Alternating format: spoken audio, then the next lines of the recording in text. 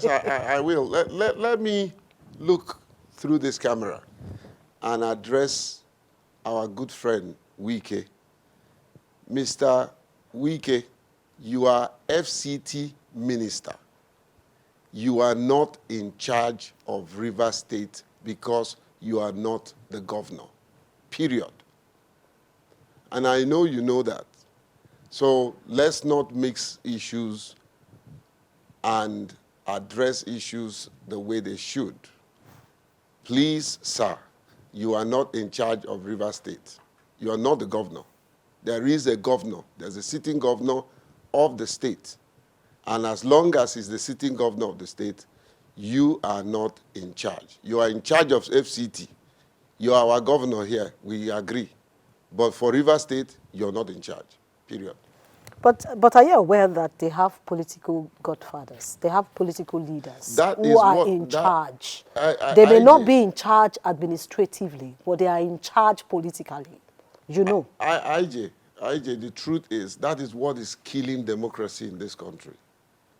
Show me where in any country, constitution, where you have political godfatherism. There's none. But you can't do away with that. Even you that is saying you're a political godfather, somebody else put you there. I know, but there are leaders who are in charge when it comes to politics in even outside the country. We should discourage that. Even outside Nigeria, there are those who are in charge. There's nobody that is in charge over Biden. Nobody that is in charge over There are those who determine who becomes candidates, you know. No, the people who before the people vote you. IJ is the people that voted you that determines who becomes the candidate. How? Are they members of your political party? If you are talking about people being in charge and putting people in power, Donald Trump wouldn't have lost the American election.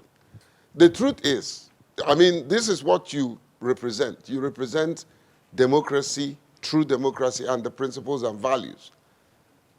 Through democracy and its principle, the framers of democracy they didn't do it. It's not democracy by godfatherism for godfatherism from godfatherism. It's not. And we should discourage it. And people like that, and people like Wike, should stop this attitude of trying to make themselves lord over a state or over an individual. All right, Mr. Epelle, we know that is your intention, but you cannot take away politics, deep politics in politics. There are those who take decision during the roundtable. Let's leave that for another day. Let's leave it for another day. But yes. I am an indigenous of Rivers State, and there is no one person. We can't have two governors at the same time. There's only one governor. Yes, you may have contributed to that person becoming governor. Does not mean that you will now serve as God over that person. Let's leave it for another day. Maybe we'll have to talk more on that. But let's also tell you, like I said earlier, our focus is on corruption and the fight against corruption. And also joining us in the studio is a rights activist. Is also, I think it is an initiative, the brain behind Speak Out Africa initiative. I have, he's also a lawyer, Barrister Kenneth Eze. Thank you so much. Thank you. Sorry, I'm not a lawyer. Oh, you're not? Yeah, oh, that's interesting. I'm mistaking you for other guy. Yes, Kenneth Eze, thank you so much. We appreciate you for joining us on the program. Thank you. Thank you. And let's join our lawyer, who is joining us all the way from Cross River State, Calabar. Barrister Leonard is joining us from Calabar. Barrister, thank you so much for joining us. Leonard Ayogu, thank you for joining us. Thank you. Good evening, Nigerians. Thank you for having me. All right. And we also have the student union activist who is also joining us via Zoom on this talk. So it's a talk that has attracted a lot of Nigerians from all spheres of life. And he was here, but not for this issue. Comrade Felix, Comrade Osazua, Comrade Felix, thank you so much for joining us. I think Comrade Felix Nalwe, the convener, Executive Director of Civil Society, Humanities, Welfare and Social Development Initiative. Thank you so much, Comrade, for joining us. Thank you for having me. Thank you. We appreciate. So let's come to the studio. Let me begin with, before I go to Mr. Epelle, let me begin with you. Speak Out in Africa initiative. I saw some of your write-ups on this issue of corruption in government. In this case, we have had ministers before this minister on this same scandal of fraud in that humanitarian ministry. And the question a lot of persons are asking, why humanitarian ministry? What is the job of that ministry? How does it affect governance? Why is it that it is easy to pick out faults and also allegations on some of the leadership of this government?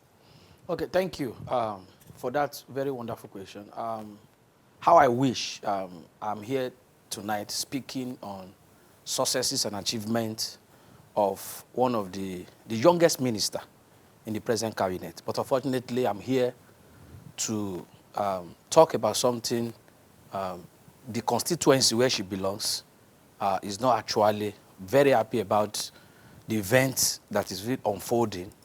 The reason is because this is an opportunity we received with so much joy and gladness, and we saw it as an opportunity for us to actually show what we can do.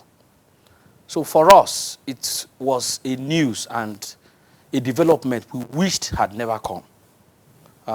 Being that the ministry in question is the ministry that should be the closest to the vulnerable. This should be the ministry that should have the empathy. It should be the ministry that should have Nigerians at heart, citizens at heart, should understand the feelings, the mood, the situation, the realities on ground. In fact, they should be the ones that should be the ear to the president directly. It should be one of the ministries that the president, when the president wants to know, how are the people feeling about my administration? What is happening to the people I'm presiding over? You should say, call me the Minister of Humanitarian Affairs and Poverty Alleviation and Disaster Management. And so to come to that, your question, why is this ministry seems to have penchant for corruption and all this? Do you call that a penchant? Even the former minister is maybe still, or associated. is still being investigated. Even the previous, yes, it's like still you being said. investigated. Now, for me, the answer I will give is maybe even the creation of the ministry was in a rush. You know, it's always said that the foundation of a team matters. Because you begin to ask, how was this ministry created? It was an idea of someone somewhere in the government then who just feel that a ministry like this should be created, and maybe somehow the way it was, we just saw the birth of a ministry.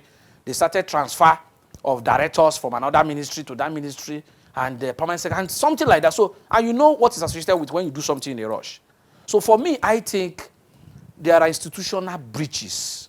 Some things are not put, when I'm talking about institution framing, was not done well. And thank God for this opportunity. The president should use this opportunity to strengthen that ministry. Because if the system is very firm and robust and strong, it will be difficult for people to do, because the level of what is happening there, we just heard of 44 billion that is still, and people were like, you mean this money has passed through this in 7 months? So it is something, and let me commend the president. My earlier plan was to join Nigerians who have been asking that, why this investigation is going on?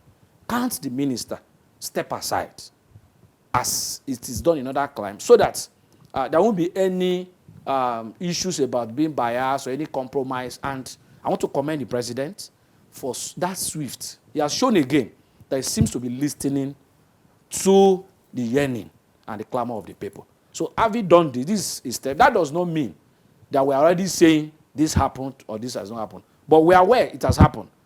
What we are waiting for, and the whole Nigeria, because the minister's aide from the office of the minister have admitted that this happened. The minister's aide has spoken or that this happened. No, sorry, let's clear that. Okay. When you say the minister's aide admitted to the crime, No, not That crime. means it is not the minister that is admitting. No, to no, no. From the office of the minister, the aide speaks for the minister. Signed a statement.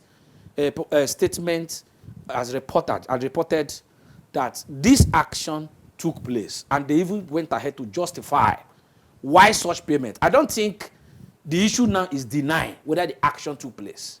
Okay. And also, the office of the accountant general of the federation, and also is not denying that such thing did not happen, but the accountant general she's saying that she's not aware of it, of what has happened, and she never instructed that. So the investigation is going to reveal a lot of things. Like we know, it takes a lot of networks to have carried out an action like this. You can't just be, the minister herself is not the chief accountant of the federation. So even if we saw the minister instructing such action to have taken place, somebody executed, somebody initiated payments. So we Nigerians are yearning, are waiting with rapt attention to see how this is going to unfold. Timely. And let me say that the heroes we should celebrate in this matter are the civil servants who leaked this memo. Let's not forget. All right, so Yeah, let me go to Mr. Epelle. You see, I'm going to take it from the angle of the president. Recall that sometime last year, the president held, I think, a banquet or something with the ministers, the new ministers, and they gave them a marching order that I'm giving you 6 months from today. If I don't see you do things positively, you'll be shown the way out. And for the president to have acted on this issue, though the president didn't say, the presidency has not said that Betta Edu is guilty. They are still investigating. They just asked her to step aside until after the investigation. But this seemed to be a good one coming from the president. IJ, today is the 8th day of January. the first month of 2024. 8, prophetically, is the number of new beginning. Mr. President, I doff my hat for you. You have shown truly and really that nobody should take you for granted. This is a very good beginning for the administration of Bola Tinubu. If he continues like this, he will become a hero of democracy, a hero of anti-corruption. If he continues like this and don't spare anybody. I think we need to follow this trajectory. First, there was a request by Betta to the Accountant General. The Accountant General office had released a release that said that, yes, there was a request, but they advised against it. And yet, the minister went ahead to execute the way they have executed it. Too bad.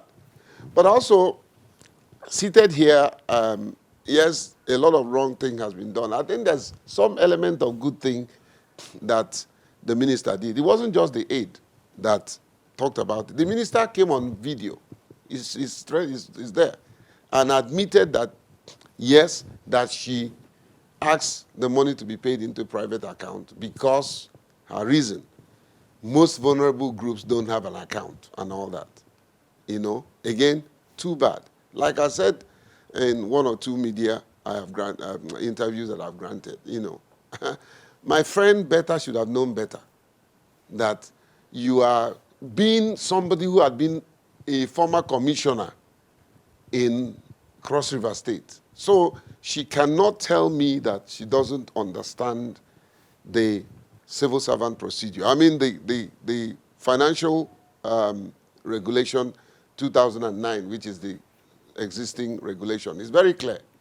I think it's chapter 6, subsection 619, that says no civil servant should part with public funds, I'm not quoting it verbatim, and put it in their private account. Now, chapter 7 subsection 718, painted the picture and presented the consequences of anybody that does that, you know. So there's no doubt that these things are clear.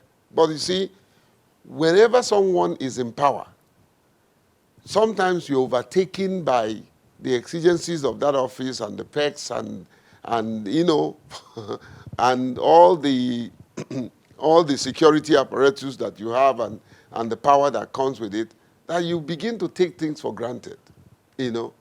I know that Betta is very close to Tinubu and plays a very critical role in the cabinet today.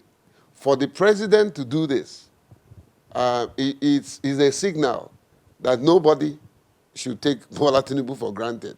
He can pull the string at any time. But it's a good thing. I dove my heart for him. I want to take you back to the law that you quoted. Mm-hmm. And in that law, no one should pay into a private account. Exactly. But have you asked the question, who paid it? Did the payment come from the Accountant General's office or Betta's office?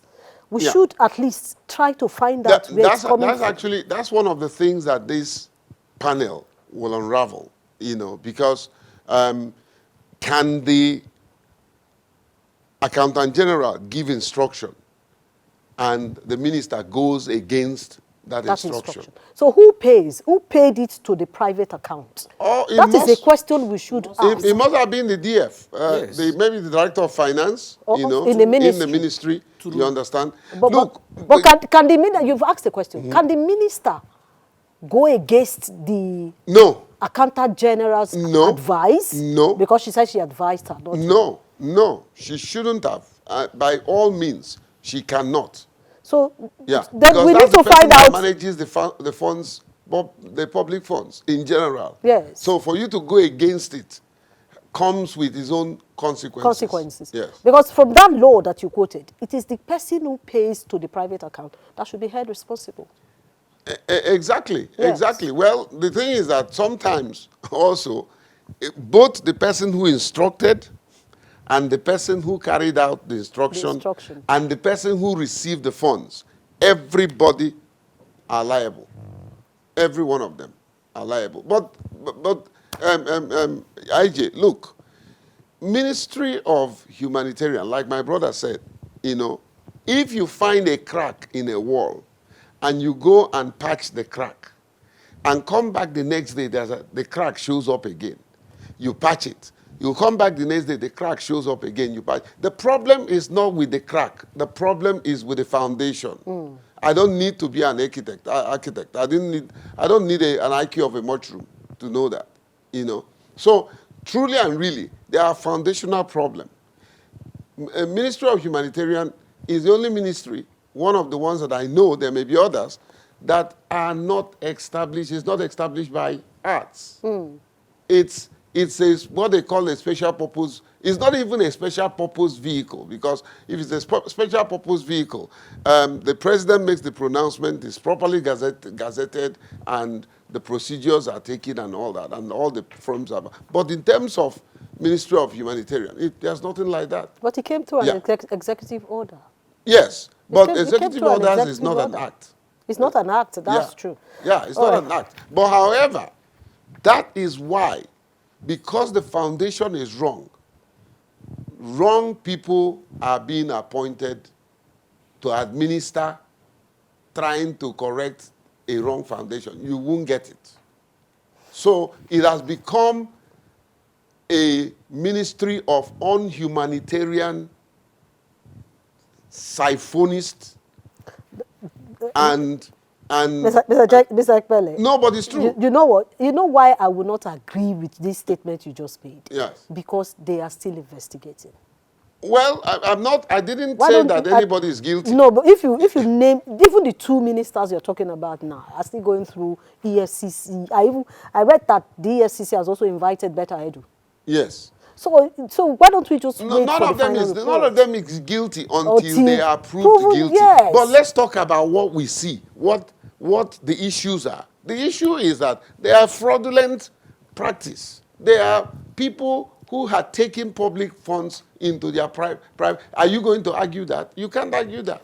It's Right. obvious. Even a child in primary school who can read have seen But it. the same ministry, the statement came from that ministry, which you also attest to, that the statement said what they have done is legal and right. They have taken the right step to have sent Who money. has taken the right step? No, the statement issued The by president. the aides to the No, minister. forget him. He's ignorant. He's absolutely ignorant.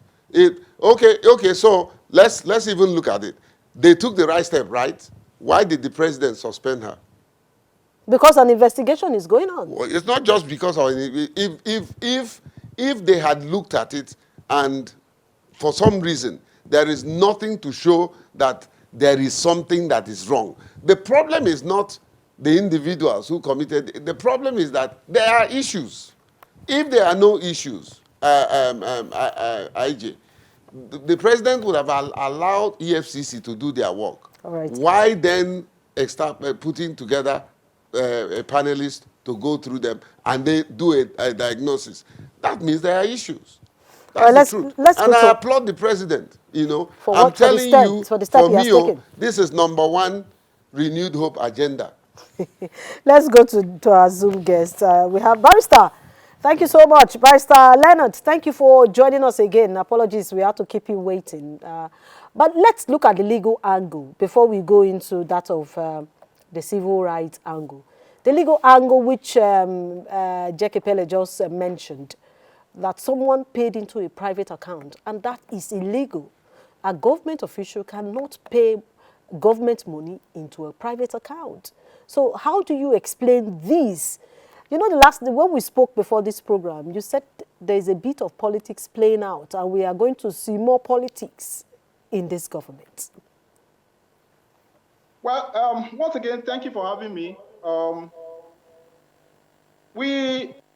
Unfortunately, we Nigerians are very fast in being the accuser and the judge and passing sentence, even when investigation is still being carried out.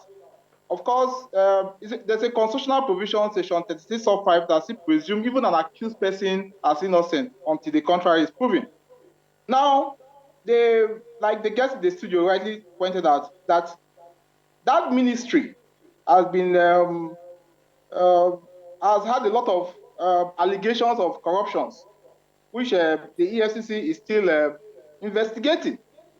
Now, when the current minister that is now being suspended, Dr. Betta Edu, assumed office just about a couple of months ago, we all know the performance. The short time she's been in office, she's been to the creeks, she's been to all parts of this country in relief management. But there's one thing we need to get very clearly.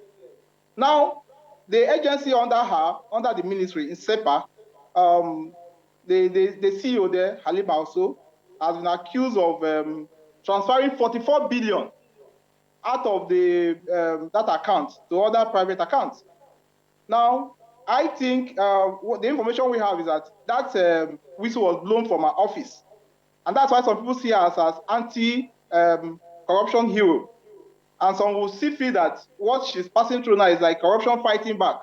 But coming to the question you asked, now there's this allegation that she authorized or she instructed that about 582 million should be transferred to a private account. Now, the explanation I've gathered so far is that money was approved. That money is being spent on about 4 states. But the question is that the process leading to the withdrawal of that money that's why she's been suspended and she's been investigated at the moment. Now, I think Nigerians should be patient enough. Let us go through those investigations. Because as a minister, there are other directors, there are other agents, there are other persons that carries out these instructions. A minister alone cannot authorize a transaction and it is and it is adhered to. Just like there's allegation that the accountant general said no, that instruction came, but it was refused. But then there are some fundamental questions. That the said money, 582 million, was approved. It's being spent on 4 states, unlike the 44 billion that it was transferred to other accounts by the agency, the NCIPA agency, National Social Investment Council or something. But now, when you want to look at the law, in fact, go back to that law and read. The question is that the intention that the law says that it could be fraudulent. If fraud is the intention. Now, we should be very careful because right now I'm very, very, as a practicing lawyer, I know that when matter is being investigated, you have to be very careful so that you're not in law, you not say sub judice that is being investigated if it's in court. Now, we're looking at it. Is there intention to defraud the federal government? Now, that money was released. That money is being spent. I have seen clips and videos where she's been to the creeks, gone to Lagos, Kogi, Plateau, Cross River, and all that. Let's assume that money was spent judiciously and there was no intention of fraud. But then the process leading to it that's what that is being questioned. And that's why I'm being very, very careful. If she has not been suspended from office, if there's no investigation going on, maybe my line of argument would have been more direct. But then I want to urge Nigerians that we should be very careful when somebody is accused. You don't pass judgment. You don't say the person must be guilty. This is what has been happening. But there's a fundamental question that has been raised, that ministry is like it's a relief agency. And so if the previous minister has been accused of corruption and alongside the agencies that are now being investigated, and then of course this the present minister, Dr. Beta, raised that question, and they were being investigated. Of course, just somebody will argue that it's corruption fighting back. They now raise and counter the accusation and counter her that look, you equally authorized a transfer. Now, the agency, the EFCC and other agencies have to look at those intentions. Now, we should be very, very careful, assuming but not considering that withdrawal was made, but it was spent for the purpose it was meant. The law will look at it and decide one way or the other. Okay. But my problem right now with Nigeria is that we tend to be in a haste. We tend to accuse someone. We tend to find the person guilty. We do not give the person opportunity. The issue of fair hearing. Now, let us be patient. Investigation has started. She's been suspended from office. But that doesn't mean that she's guilty. Yes. Yes. I know that you said we should be careful, but there's a question I would like to ask, which I know most Nigerians are also having at the back of their mind. If you say that there's nothing wrong in transferring funds to the project manager, that the project accountant, for fund for 4 states or thereabout, does that mean it is only that person that has the authority to get money? And no, recall, hold on. I'm still going to ask another. I'm tying the question to another question. Recall that we were told that people who are being paid, the poorest of the poor, with the social intervention program, should send in their account details, and they gave them forms to fill. So, does it mean that the money is to be given to them by cash? And if that is the case, why should one person collect money for 5 states? Well, get me very right. I have not said that transferring money to a public private account is a right thing based on what the law says. Now, I equally look when we are doing law, when we are extracting the law, you have to look at what the law is saying in totality. I'm looking at the intention. Is there fraud? Has fraud been perpetrated? That's why I said now that investigation is ongoing. Investigation will look at whether that money was approved, whether that money was withdrawn, how it was withdrawn, who facilitated the withdrawal, and how that money was used.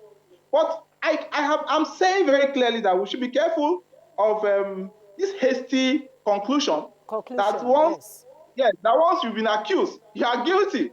It's not the case. Now, let us also understand the definition of suspension. Suspension is not sack. After the investigation and if the minister is found not culpable, she will be recalled or at the whims of Mr. President, who is the appointer. Now, because that's why I'm saying on that aspect that we should be very careful and not to conclude on an investigation that is ongoing. But I can tell you, Barrister, in my honor, I can tell you in my honor that Dr. Beta Edu is one of the most performing ministers so far.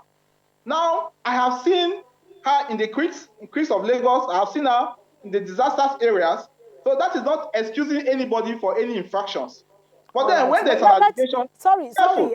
Barrister Anyogo, I will have to stop you here because of time. Let's quickly go to Comrade Felix now.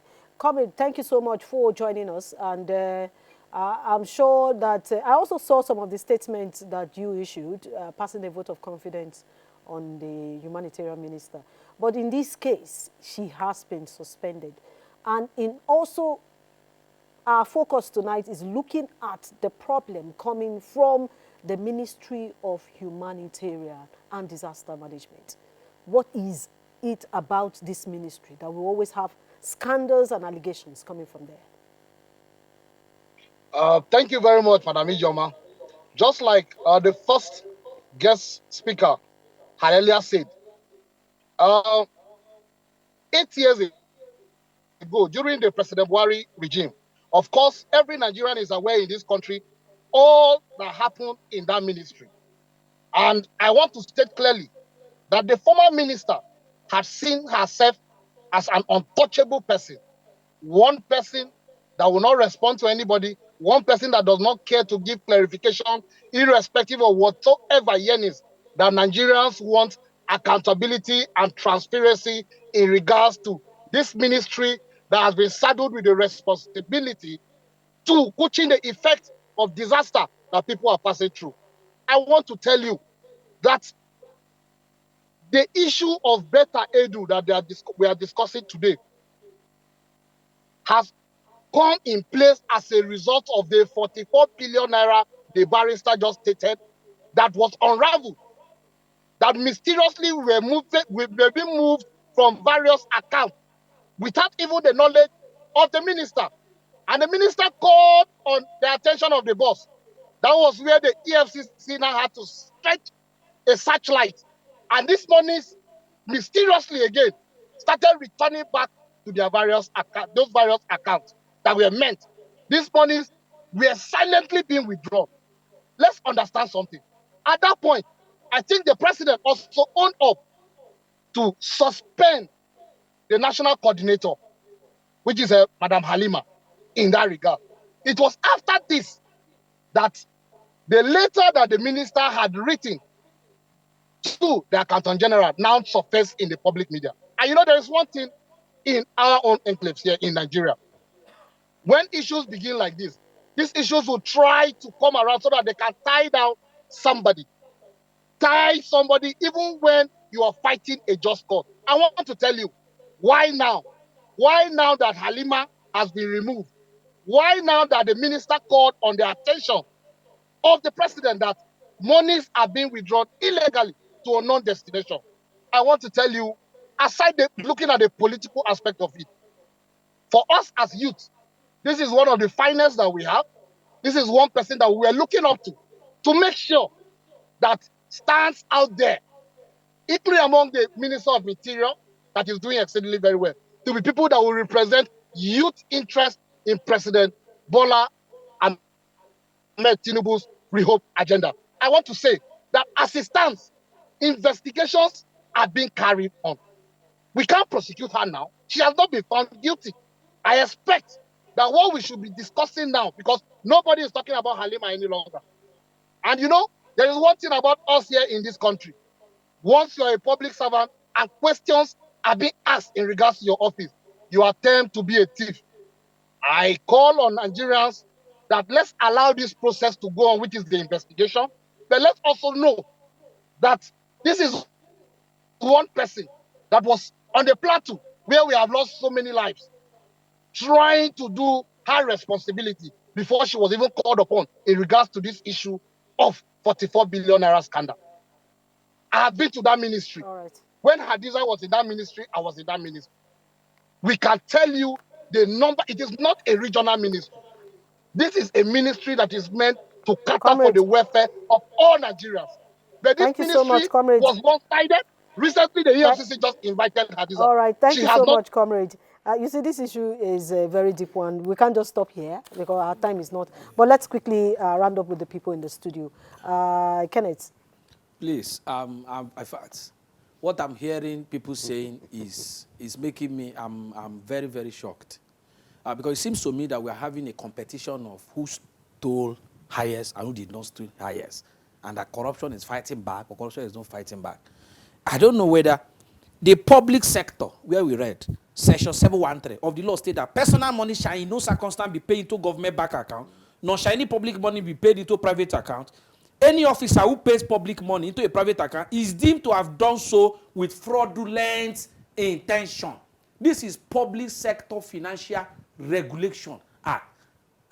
For God's sake, what are we talking about? Corruption fighting back or not fighting back? I think, and the person in question has admitted this was done. So I don't know why we are crying more than the bereaved. Please, what should we be talking about? I'm more concerned about two things. One, I said it will take networks of. It takes a network to have carried out this. The DFA we know is the one that has authority to authorize these payments, who is also a staff of the office of the Accountant General Office, the DFA in every ministry. So minister cannot pay directly. Somebody initiated the payment. And so they the question should be, who is that person? What we should be talking about. This investigation should show us. If the Accountant General said she advised not to go ahead, and this later happened, so who initiated it? Indeed. And that's what we should be talking about. Two is to strengthen this ministry. It's already clear the foundation is faulty. All right, let's round up with. IJ, these two gentlemen should know that they don't love better than we do. we all have high hopes, and I've met her as a person, lovely woman. She's very strategic, very intelligent. All right, and she's almost near saying, "I've made a mistake. Forgive me." That's a simple way to go. This attitude that I'm seeing from these two guests, I'm not being critical, will not help this woman. We shouldn't do that. We shouldn't try to paint it as if we are defending the completely impossible scenario to defend. You know, better is a friend. And I will not tear her down. I will not kill. She has made a mistake. If she has made a mistake, she admits it. Let her go through the process. If she comes back, fine. Right. If she doesn't, fine. Thank Let's you so move much. on. Thank you so much, Epelle, the founder.